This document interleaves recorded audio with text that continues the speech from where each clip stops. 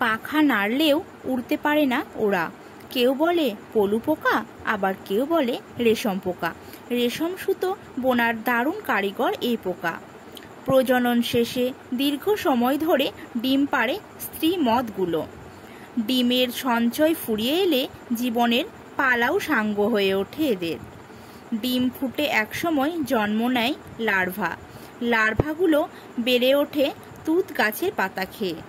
তুত পাতা লার্ভার শরীরে যোগায় কার্বোহাইড্রেট, অ্যামাইনো অ্যাসিড, ফ্যাট এবং ভিটামিন।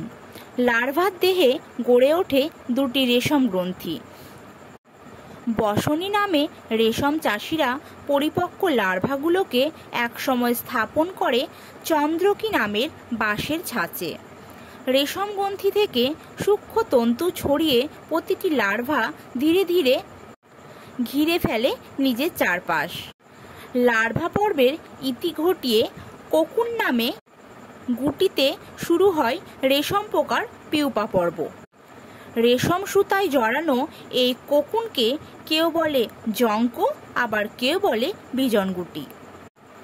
রেশম গুটিকে বলা হয় ফাইনেস্ট অ্যানিম্যাল ফাইবার। সূক্ষ্ম সুতোয় কোথাও ছেঁড়া বা জোড়া নেই। রেশম পোকার পিউপা পর্বের কোকুন থেকেই রেশম সুতার আহরণ করা হয় বাণিজ্যিকভাবে। রেশমের গুটি জলে ভিজিয়ে সেদ্ধ করা হয় উনুনে। এর ফলে মারা যায় গুটির ভেতরকার পোকা। পাকা হয় সুতোর রং ও স্থায়িত্ব। সবশেষে আধা যান্ত্রিক প্রক্রিয়ায় গুটির সুতা জড়ানো হয় ববিনে। পলু নামের পোকা যুগ যুগ ধরে যুগিয়ে চলেছে এই ঐতিহ্যবাহী রেশম সুতো।